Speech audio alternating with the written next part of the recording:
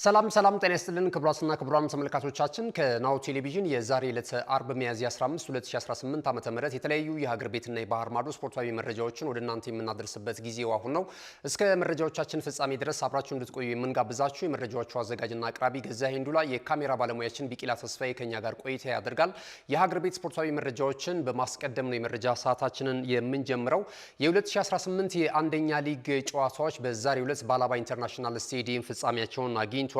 በ2019 ወደ ኢትዮጵያ ከፍተኛ ሊግ ያደጉ 3 ክለቦችም እንደዚሁ ተለይተውበታል። ዛሬ እንግዲህ በአላባ ኢንተርናሽናል ስቴዲየም እነዚህን የፍጻሜ ጨዋታዎች ለመከታተል የኢትዮጵያ እግር ኳስ ፌዴሬሽን ፕሬዝዳንት ክቡር አቶ ኢሳያስ ጂራ እንደዚሁም የአላባ ከተማ በተለያየ እርከን ላይ የሚገኙ አመራሮች የእግር ኳሱ ሰዎችና እግር ኳስ ወዳጆች በስቴዲየም ተገኝተው እነዚህን ተጠባቂ ጨዋታዎች ተከታትለዋል ማለት ነው። በምድብ ሀ ስንመለከት ልደታ ክፍለ ከተማ ከምድቡ አንደኛ በመሆን ወደ ኢትዮጵያ ከፍተኛ ሊግ ማደጉን እንደዚሁ አረጋግጧል። በምድብ ለ ደግሞ እንደዚሁ ኦማ ሻንጋ ማለፉን አረጋግጧል ማለት ነው። ወደ ኢትዮጵያ ከፍተኛ ሊግ ልደታ ክፍለ ከተማን በማሸነፍ ማለት ነውና ይርጋ ጨፌን ቡና በተመሳሳይ ወደ 2019 የኢትዮጵያ ከፍተኛ ሊግ ማደጋቸውን እነዚህ ክለቦች አረጋግጠዋል ማለት ነውና የዋንጫ ተሸላሚ የሆነው ኦማሻ ሻንጋ ነው እግር ኳስ ክለብ ነው በዛሬው እንቅስቃሴ ላይ ማለት ነውና በውድድር ዓመቱ እንግዲህ ውድድራቸውን ሲያከናውኑ ከቆዩ በኋላ ዛሬ ፍጻሜውን ባገኘው እንቅስቃሴ ወደ ኢትዮጵያ ከፍተኛ ሊግ ያደጉ 3ቱ ክለቦች ተለይተው ታውቋል። ወደ ሌላኛው መረጃችን ስናልፍ ደግሞ የኢትዮጵያ ሴቶች ፕሪሚየር ሊግ የ22ኛ ሳምንት መርሃ ግብር ጨዋታዎች በዛሬው ዕለት ከ24 ቀናት በኋላ ጅማሯቸውን አድርጓል። ዛሬ የተደረጉትን ጨዋታዎች እንመልከት። ሸገር ሲቲ ከልደታ ክፍለ ከተማ ጋር ያደረጉት ጨዋታ 2-አቻ በሆነ ውጤት ተጠናቋል። አይን ዓለም አለማየሁ 17ኛው ደቂቃ ላይ ለሸገር ሲቲ ቀዳሚ ግብ ከመረብ ማሳረፍ ችላለች። እንደዚሁም 76ኛው ደቂቃ ላይ ደግሞ መሰረት ገዛኸኝ ሌላ ጎል አስቆጥራለች ለሸገር ሲቲ። ሁለቱን የአቻነት ግቦች ደግሞ ለልደታ ክፍለ ከተማ ሀና አብርሃም ነች ማስቆጠር የቻለችው 27ኛውና 58ኛው ደቂቃ ላይ ማለት ነውና ሸገር ሲቲ እንግዲህ በውድድር ዓመቱ የሰበሰባቸውን ነጥቦች እንደዚሁ ወደ 44 ከፍ ማድረግ ችሏል ማለት ነው። ሌላ ተጠብቆ የነበረው የመቻልና የአዳማ ከተማ ጨዋታ በመቻል 2-0 አሸናፊነት ፍጻሜውን አግኝቷል። ትንቢት ሳሙኤል 12ኛው ደቂቃ ላይ እንደዚሁም ቱሪስት ለማ ደግሞ 66ኛው ደቂቃ ላይ መቻልን አሸናፊ ያደረጉ ግቦችን ከመረብ ማሳረፍ ችሏል ማለት ነው። የኢትዮጵያ ሴቶች ፕሪሚየር ሊግ የ22ኛ ሳምንት መርሃ ግብር ጨዋታዎች በነገው ዕለትም እንደዚሁ ቀጥለው የሚከናወኑ ይሆናል። ባህር ዳር ከተማ ከኢትዮጵያ ንግድ ባንክ እንደዚሁም አርባ ምንጭ ከተማ ከመሪው ክለብ ኢትዮ ኤሌክትሪክ ጋር የሚያደርጓቸው ጨዋታዎች 7 እና 9 ላይ እንደዚሁ አበበ ቢቂላ ስቴዲየም የሚከናወኑ ነው የሚሆነው ማለት ነው። የሊጉን የደረጃ ሰንጠረዥ ኢትዮጵያ ንግድ ባንክና ኢትዮ ኤሌክትሪክ እኩል 54 ነጥቦችን ይዘው እየመሩ ነው የሚገኙት ማለት ነው። ክቡራትና ክቡራን ተመልካቾቻችን የሀገር ቤት ስፖርታዊ መረጃዎቻችን እዚህ ላይ እናጠናቀቃለን። ስንመለስ በቀጥታ ወደ ባህር ማዶ ስፖርታዊ ጉዳዮቻችን የምናቀና ነው የሚሆነው። አብራችሁ ነው። ካሽጎ በየትኛውም ዓለም ሆነው በማንኛውም ሰዓት ለወገኑ የሚደርሱበት ፈጣን የገንዘብ መላኪያ ተከፈተሎ። ማስተርና ቪዛ ካርዶን በመጠቀም ከ5 እስከ 20 ዶላር የሚልኩበት አዲስ የገንዘብ መላኪያ መንገድ። ካሽጎን ለየት የሚያደርገው የትኛውም የገንዘብ ዝውውር በፍጥነት አገልግሎት ከመስጠቱም ባሻገር ለማንኛውም አገልግሎት ምንም አይነት ክፍያ አለመጠየቁ ነው። በሀገራችን ታሪክ ገንዘብን ከውጪ ወደ ሀገር ቤት በማስተላለፍ በመተግበሪያ መልክ አገልግሎት መስጠት የጀመረው የመጀመሪያው ሀገር በቀል የገንዘብ መላኪያ ዘዴ ካሽጎ ከ4500 በላይ ባሉ የባንክ ቅርንጫፎች አገልግሎት እየሰጠ ይገኛል። ገንዘቦን በሰኮንዶች ልዩነት ውስጥ ይፈልጉ በአካውንቶ ወይንም በእጆ ቆጥረው የሚወስዱበት ልዩ ዘዴ። በቅርቡ ሁሉንም ኢትዮጵያዊ ባለቤት ለማድረግ ጉዞ የጀመረው ካሽጎ ዛሬውኑ መተግበሪያውን በስልኮ ላይ በመጫን የአገልግሎቱ ተጠቃሚ ሆኑ። ፍጥነት መለያችን፣ ኢትዮጵያን መክፈቻችን፣ ካሽጎ ነው መላኪያችን። ካሽጎ የአዲሱ ትውልድ ብራንድ።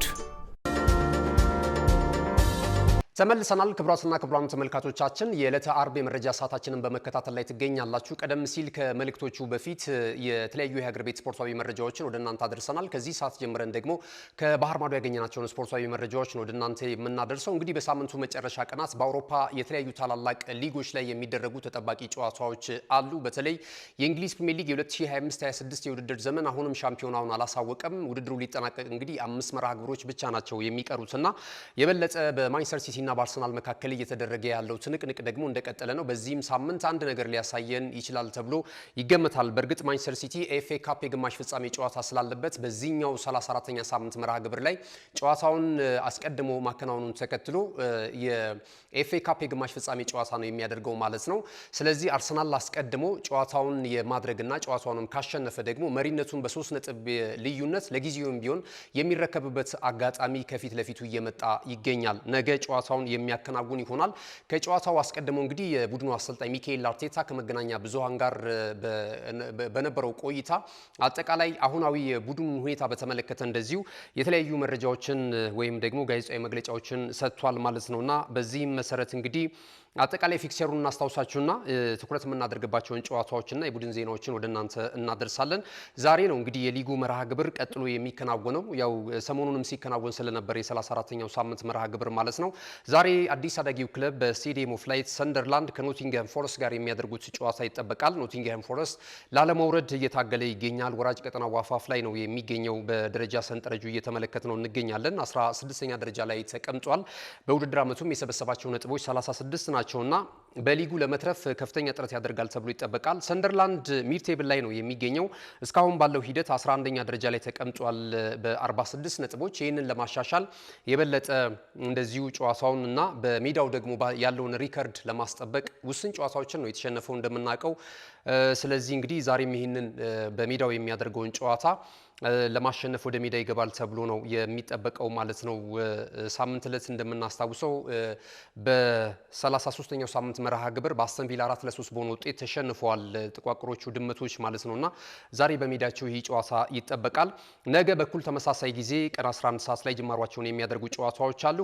ፉልሃም በክራቨን ኮቴጅ በሜዳው አስተን ቪላን ያስተናግዳል። ቀን 8 ሰዓት ከ30 ላይ የምሳ ሰዓት ጨዋታ ነው። የምስራቅ ለንደኑ ክለብ ዌስትሃም ዩናይትድ እንደዚሁ በለንደን ኦሎምፒክ ስቴዲየም ኤቨርተንን ያስተናግዳል። ወልቨርሃምፕተን ወንደረርስ ከቶተንሃም ሆትስፐርስ ጋር ጨዋታቸውን ያደርጋሉ። ወልቭስ መውረዱን አረጋግጧል። ቶተንሃም ሆትስፐርስ ደግሞ አሁንም እንግዲህ ላለመውረድ ነው የሚታገለው ማለት ነው። 18ኛ ደረጃ ላይ ነው የሚገኘው። የበለጠ በዙሪያው ከከበቡት ክለቦች ጋር ፉክክር አድርጎ በፕሪሚየር ሊጉ ለመቆየት እንግዲህ አሰልጣኝ ሮቤርቶ ዲዘርቢ ከባድ ስራ ይጠብቃቸዋል። ይህ ጨዋታ በዚሁ ሰዓት ላይ ደግሞ የመርሲሳይዱ ክለብ ሊቨርፑል በሜዳው አንፊልድ ሮድ እንደዚሁ ክሪስታል ፓላስን የሚያስተናግድበትም ጨዋታ ይጠበቃል። ሌላው ምሽት ላይ የሚደረገው በነገው ዕለት ምሽት 1 ሰዓት ከ30 ላይ በኤምሬትስ ስቴዲየም የሚደረገው የአሰልጣኝ ሚካኤል አርቴታው ቡድን አርሰናል ከኒውካስል ዩናይትድ ጋር የሚያደርጉት ጨዋታ ትልቅ ትኩረትን አግኝቷል። እንግዲህ ይህንን እንቅስቃሴ በተመለከተ በተለይ የቡድን ዜና በተመለከተ አሰልጣኝ ሚካኤል አርቴታ እነማን ከጉዳት እንደተመለሱ አረጋግጧል። ማንም በጨዋታው ላይ ደግሞ እንደማይኖር እንደዚሁ ያረጋገጠበትን በጋዜጣዊ መግለጫ ላይ የተነሱትን ሀሳቦች በስተመጨረሻ ወደ እናንተ የምናደርስላችሁ ነው የሚሆነው። ማንቸስተር ዩናይትድ በለተሰኞ ምሽት ጨዋታውን ያደርጋል። ምሽት 4 ሰዓት ላይ የሚደረግ ጨዋታ ነው ከብሬንትፎርድ ሲቲ ጋር ኦልድ ትራፎርድ ስቴዲየም ላይ የሚደረገው ጨዋታ ይጠበቃል። እንግዲህ ወደ አሸናፊነት ተመልሰዋል። ቼልሲን አሸንፈው በ33ኛው ሳምንት መርሃ ግብር ላይ ይህንኑ ሂደታቸውን ለማጠናከር አሰልጣኝ ማይክል ካሪክ በዝግጅት ላይ እንደሚገኙ እየተገለጸ ነው የሚገኘው ማለት ነውና እንግዲህ በዚሁ የእንግሊዝ ኤፍኤ ካፕ የግማሽ ፍጻሜ ጨዋታዎችንም እንጠቁማችሁ። በእንግሊዝ ኤፍኤ ካፕ የግማሽ ፍጻሜ ጨዋታ ነገና ከነገ በስቲያ ነው የሚከናወኑት። ነገ የሚደረገው ጨዋታ በማንቸስተር ሲቲ እና በሳውዛምፕተን መካከል ይከናወናል። ሳውዛምፕተን አርሰናልን አሸንፎ ነው ወደዚህ ወደ ግማሽ ፍጻሜ መግባት የቻለው። ማንቸስተር ሲቲ ደግሞ እንደዚሁ ሊቨርፑልን 4-0 በሆነ ውጤት በማሸነፍ ወደዚህ ወደ ግማሽ ፍጻሜ ምዕራፍ ማለፋቸው የሚታወስ ነው። ሳውዛምፕተን በታሪኩ አንድ ጊዜ ብቻ ነው የዚህን የኤፍኤ ካፕ የውድድር መድረክ የዋንጫ ክብር ማሳካት የቻለው 1976 ማንቸስተር ዩናይትድን 1-0 በሆነ ውጤት በማሸነፍ ማለት ነው። ሌላ በትልቅ ደረጃ ካነሳ ነው በዚሁ የውድድር መድረክ ላይ ለፍጻሜ የቀረበበትና በአርሰናል 1-0 በሆነ ውጤት ተሸንፎ የዋንጫውን ክብር ያጣበትን ማለት ነውና እነዚህን አይነት ገድል ዘንድሮም እንግዲህ ለመጋራት የበለጠ እድል ያለው ቡድን ይመስላል። ትልቁ አርሰናልን አሸንፏል። አሁን ደግሞ ሌላ ትልቅ ክለብ ማንቸስተር ሲቲ ከፊቱ ቆሟልና ነገ ምሽት 1 ሰዓት ከ30 ላይ በዌምብሌ ስቴዲየም ጅማሮውን በሚያደርገው ጨዋታ ላይ ቅዱሳኖቹ ከማንቸስተር ሲቲ ወይም ከዜጎቹ ጋር የሚያደርጉት ጨዋታ ጨዋታ ትልቅ ትኩረትን ስቧል ማለት ነው። ማንቸስተር ሲቲ በውድድር ዓመቱ ሁለተኛ የዋንጫ ክብሩን ለማንሳት ማለት ነው ከዚህ ቀደም አርሰናልን አሸንፎ የእንግሊዝ ካራባው ካፕ የውድድር መድረክን ማሸነፉ የሚታወስ ነውና ሌላ ደግሞ ያው ሶስትዮሽ ዋንጫ ባለክብር ለመሆን ደግሞ እንደዚሁ በሊጉ ከባድ ስራ ይጠብቀዋል ከአርሰናል ጋር በሚኖረው ፉክክር ማለት ነው በቀሪ መርሃ ግብሮች ላይ እነዚህን ከተመለከትን በዕለተ እሁድ የሚደረገው ጨዋታ በቼልሲ እና በሊድስ ዩናይትድ መካከል እንደዚሁ ይከናወናል። ቼልሲ ፖርት ቫሌን 7-0 በሆነ ውጤት በማሸነፍ ለዚህ የግማሽ ፍጻሜ ፍልሚያ ማለፉ የሚታወስ ነው። ሊድስ ዩናይትድ ደግሞ እንደዚሁ ዌስትሃም ዩናይትድን ነው ማሸነፍ የቻለው 4-2 በሆነ ውጤት በመለያ ምት ማለት ነው። የመጀመሪያውን መደበኛ ደቂቃቸውን ባቻ ውጤት አጠናቀው ማለት ነውና ሊድስ ዩናይትድ በዘንድሮ ዓመት የአሰልጣኝ ዳንኤል ፋርከ ቡድን ዳንኤል ፋርከ ጨዋታውን አስመልክቶ አስተያየት ሰጥቶ ነበረ።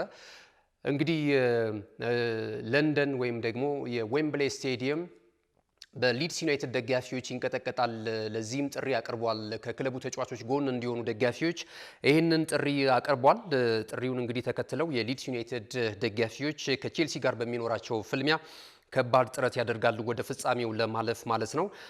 ቼልሲ አሰልጣኙን አሰናብቷል። በምክትል አሰልጣኙ እየተሰናበተ ይህንን ወሳኝ ጨዋታ ወደ ዋንጫ ለማለፍ ከባድ ፍልሚያ ያደርጋል።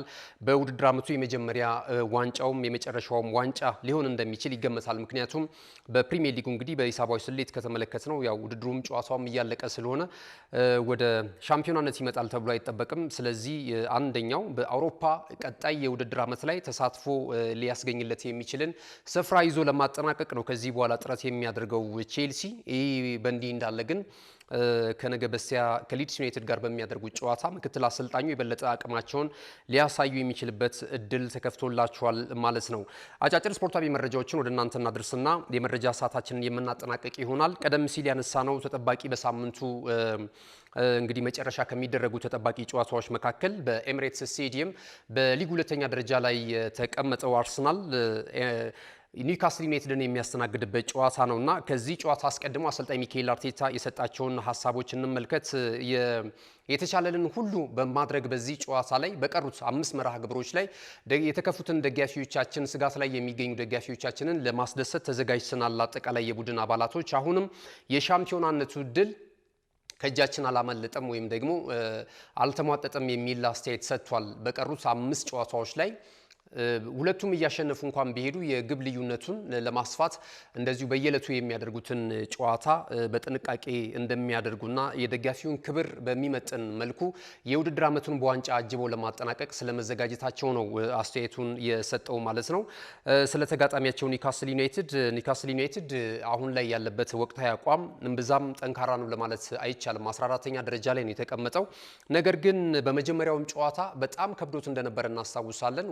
አርሰናል ከመመራት ተነስቶ ይህን ጨዋታ ማሸነፍ የቻለው ማለት ነው በሴንት ጄምስ ፓርክ ስቴዲየም በተደረገው ጨዋታ ማለት ነውና ይህንን በደርሶ መልስ ጨዋታ አሸንፎ የበለጠ የነጥብ ልዩነትን አርሰናሎች ወደ 3 ከአሁን በጎል ነው ወይም ደግሞ ብዙ ባገባ በሚለው ነው እንግዲህ ሁለተኛው ስቴፕ ላይ ያለው የእንግሊዝ ፕሪሚየር ሊግ ለመበላለጥ የመጀመሪያው ልኬት የሚሆነው የጎል ክፍያ ነው። በጎል ክፍያ ደግሞ ተመሳሳይ 37 ስላላቸው አጠቃላይ በውድድር ዓመቱ በሊጉ ያስቆጠሯቸው የጎል ብዛቶች ግን የማንቸስተር ሲቲ 66 ነው፣ የአርሰናል ደግሞ 63 ነው። ስለዚህ አሁን እንግዲህ ልዩነቱን ለማስፋት ነው ጨዋታቸውን የሚያከናውኑት ማለት ነውና አርሰናል የነገው ጨዋታ እጅግ በጣም ይጠብቁታል ደጋፊዎች።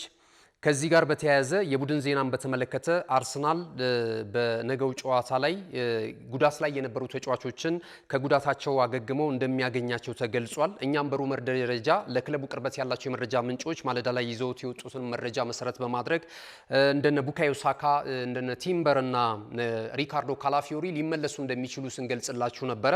የሁለቱ ተጫዋቾች ቅድመ ግምት ተሳክቷል ማለት ይቻላል። የካላፊዮሪ ወደ ጨዋታው ስብስብ እንደሚመለስ ተገልጿል። በነገው የመጀመሪያ የቋሚ አሰላለፍ ውስጥ ከሚካተቱ ተጫዋቾች መካከል አንደኛው ካላፊዮሪ የሚሆንበት እድል አለ ተብሏል። ተጫዋቹ በሙሉ ጤንነት ላይ እንደሚገኝ አሰልጣኝ ሚካኤል አርቴታ በዛሬው ዕለት ያረጋግጧል ማለት ነው። ሌላኛው ቡካዮ ሳካ ነው። ቡካዮ ሳካ በካራባው ካፕ የውድድር መድረክ የፍጻሜ ጨዋታ ላይ ከሲቲ ጋር በነበረው እንቅስቃሴ ጉዳት አስተናግዶ ነበር የወጣው እና በዛ ጨዋታ ላይ ከተጫወተ በኋላ ሜዳ ላይ ተመልክተነው አናቅም ነበረ።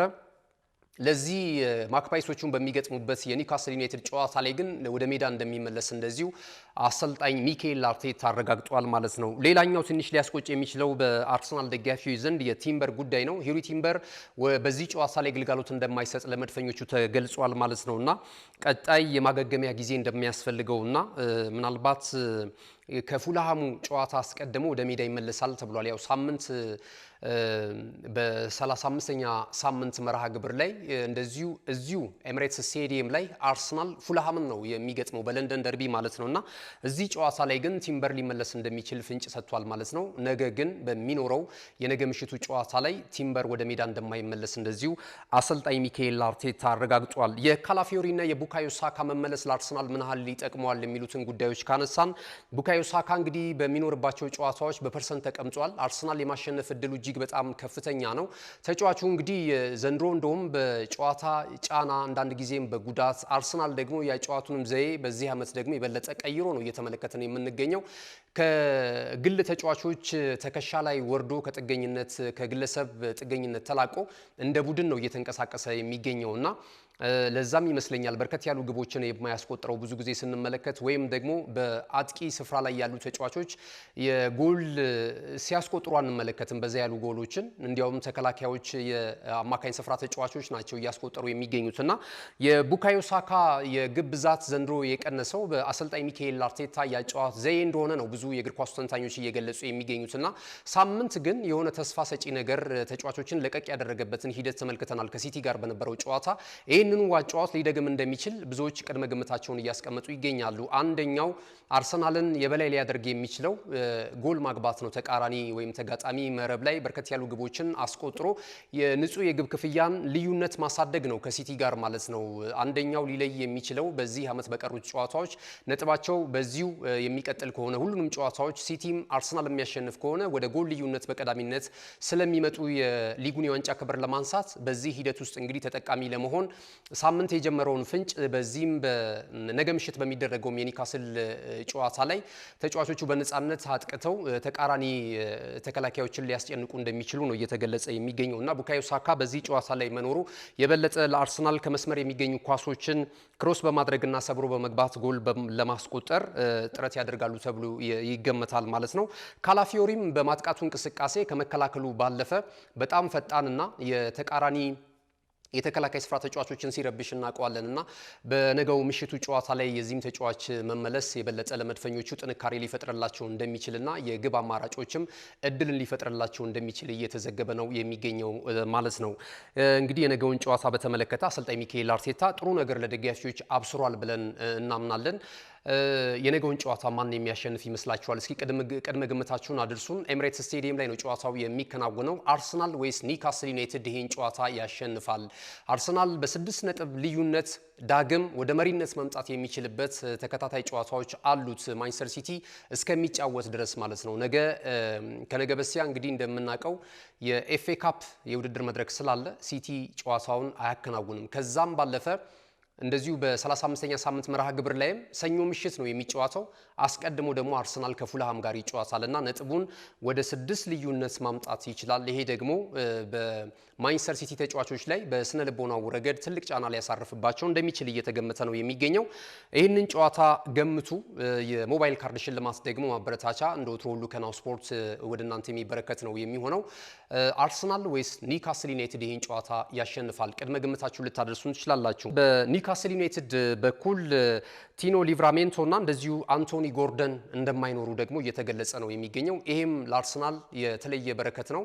ምክንያቱም ጥንካሬ የኒውካስል ዩናይትድን ጥንካሬ የበለጠ ከፍ ያደርጋሉ ተብለው ከሚገመቱ ተጫዋቾች መካከል እነዚህ ናቸው። አንቶኒ ጎርደን በጣም በመስመር የሚያደርጋቸው እንቅስቃሴዎች እጅግ በጣም ፈጣን ናቸው። ይህ ተጫዋች በጉዳት ምክንያት አይኖርም። እንደዚሁም ደግሞ የመስመር ተከላካዩ ቲኖ ሊቭራሜንቶን በተመሳሳይ ማክፓይሶቹን የማያገለግል መሆኑ እየተገለጸ ነው የሚገኘው ማለት ነው።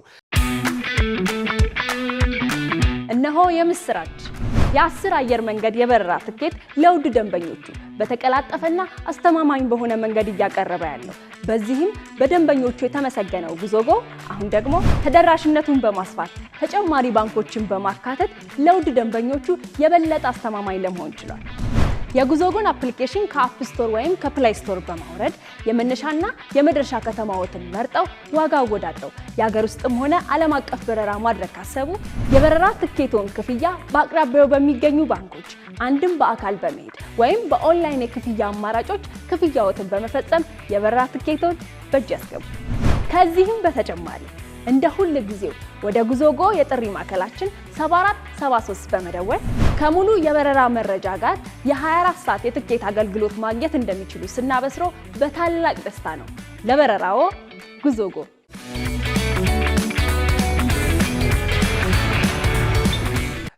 እንግዲህ የመረጃ ሰዓታችንን እዚህ ላይ እናጠናቅቃለን። ክቡራትና ክቡራን ተመልካቾቻችን ስለተከታተላችሁን እጅግ በጣም እናመሰግናለን። በሌሎች ስፖርታዊ መረጃዎች እስከምንገናኝ ድረስ የምንሰናበታችሁ የመረጃዎቹ አዘጋጅና አቅራቢ ገዛኸኝ ሂንዱላ፣ የካሜራ ባለሙያችን እንደዚሁ ቢቂላ ተስፋዬ ከኛ ጋር ቆይታ አድርጎ ነበረ። መልካም ጊዜ ይሁንላችሁ።